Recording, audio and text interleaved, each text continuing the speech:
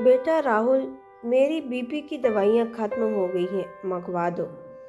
पापा रोहित को बोल दीजिए, मुझे ऑफिस में बहुत काम है। रोहित बेटा, तेरी मम्मी का हेल्थ चेकअप होना है, हमें ले चलो। क्या पापा, दवाई ला कर दे दी है, इस बार हेल्थ चेकअप नहीं हुआ तो कोई आफत नहीं आएगी। और पापा, यह श्यामू को समोसा कचौरी के लिए पैसे क्यों दिए हैं? घर में खाना नहीं मिलता क्या? और इस उम्र में बाजार का तला भुना खाएगा तो बीमार पड़ जाएगा, फिर हॉस्पिटल का बिल कौन देगा? बेटा, आज तुम कुछ अच्छा खाने का मन किया तो मैंने सभी के लिए मंगवा दिया। मुझसे पूछे बिना श्यामू कोई सामान इस घर में नहीं लाएगा। बहू, कुछ दिन बाद मम्मी जी सास का जन्मदिन है, मैं चाहता हूँ तुम लोग एक अच्छी सी साड़ी ले आओ। पापा जी, हमें बाजार जाने की फुर्सत नहीं, और उन्हें क्या जरूरत इस उम्र में नई साड़ी की? अभी कितनी महंगी साड़ियाँ हैं उनके पास, हमारी साड़ियों की कोई भी साड़ियाँ पहन ले, क्या फर्क पड़ता है? संतोष जी एक रिटायर्ड सरकारी वकील है, हमेशा दूसरों को हक पे लड़ने वाले, आज अपने और अपनी पत्नी के हक के लिए ना लड़ पाए, बहुत लाचार महसूस कर रहे थे। जब भी वो कोई काम अपने बेटों को या बहुओं से कहते तो वो साफ मना कर देते, या फिर लाकर देते भी तो ऐसा जताकर जो कि संतोष जी को बिल्कुल अच्छा नहीं लगता। संतोष जी ने पूरा जीवन इस घमंड में निकाल दिया कि दो बेटे हैं, बुढ़ापे की लाठी बनेंगे, पर वे अब जिम्मेदारियों से जी चुराने लगे। एक पैसा मेहनत से कमाया जाता है तो मैंने जीवन भर क्या किया? मेहनत नहीं की। इन लोगों ने संतोष की सुखी मन में अपनी पत्नी कमला से कहते हैं, कमला जी उन्हें समझाते अपने बच्चों से लड़कर कहाँ जाएंगे, घर में शांति बनी रहे, वो लोग जैसे रखेंगे हम रह लेंगे। अब इस उम्र ही कितनी है, आपने सारे सुख पहले ही पूरे कर लिए हैं, अब कोई चाहत ही नहीं है। पर संतोष जी को ये सब पसंद नहीं आता। मैंने सोचा था रिटायर होने के बाद मैं तुम्हें घुमाने फिराने ले जाऊंगा, तुम्हें वह भी लाकर दूंगा जो पहले जिम्मेदारियों के चलने ते ना दे पाया, पर तुम पहले भी सबके लिए काम करती रही, आज बहुओं के लिए खटक रही हो। दुखी मन से संतोष जी बोले, तो क्या हुआ, बहू जी तो हमारी है, थोड़ी मदद करने में कोई बुराई है? बूढ़ी आंखों से आंसू बहने लगे। हाँ देवी जी, मुझे लगता है अपने बच्चों के लिए काम करने में कोई बुराई नहीं, लेकिन ये क्या उचित है कि घर की शांति बनाए रखने के लिए दोनों घर के नौकर बन जाएं?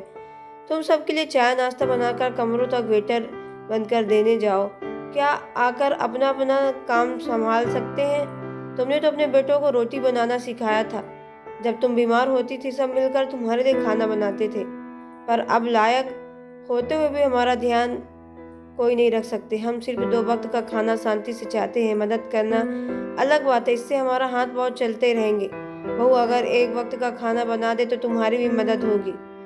यह तो मैं कहता हूँ कि तुम अब बस करो, ना खाने वाली लगा लो, किसी को परेशान मत करो। संतोष जी और कमला जी पार्क पर बैठे बैठे चर्चा कर रहे थे कि अरुण जो संतोष की पेंशन के कागज पूरे करा कर लाया था, जो कि कुछ वक्त से अटके पड़े थे। अंकल आंटी जी प्रणाम। अरुण उन्हें पहले जानता था, संतोष जी उनसे पढ़ाई के लिए पैसे न होने की स्थिति में उसकी काफी मदद की थी। मैं पूजा के लिए फूल ले आती हूँ, आप लोग बात कीजिए। अपने आंसू पोंछते हुए कमला जी चली गई। अंकल जी, कोई परेशानी है क्या?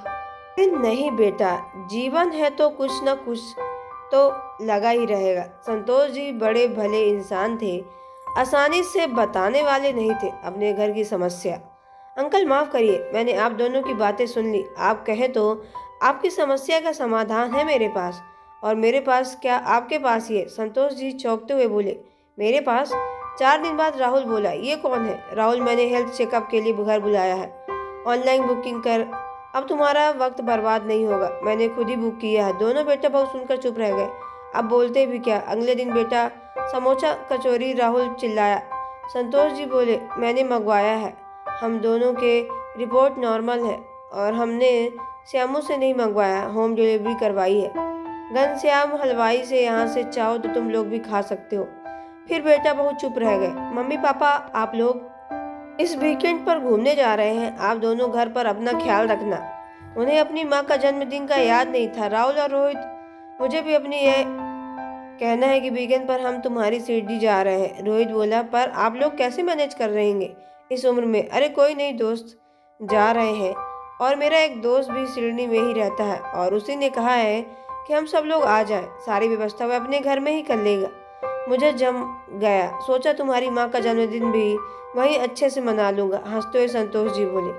बहू बोली, इतना खर्चा? संतोष जी बोले, तुम लोग भूल रहे हो, मेरी पेंशन मेरे लिए काफ़ी है और आज से हम दोनों की दवाइयाँ और ऑनलाइन भी आ जाया करेंगी।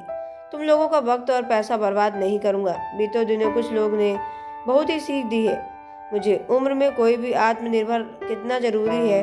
अपने पिता के लिए ऐसी बात सुनकर चारों शर्मिंदा थे। अरुण ने संतोष जी का कर्जा उतार दिया था। उनके जीवन में एक नई दिशा और रोशनी देकर अरुण ने उन्हें कई जरूरी ऐप से अवगत कराया, जिससे वह किसी पर डिपेंड रहने की जरूरत ना पड़े। कुछ दोस्तों का साथ मिला तो वह आत्मविश्वास से भर गए। ये देखो बहू रानी, मैंने तुम्हारी सास के लिए ये सब कुछ मंगवाया है।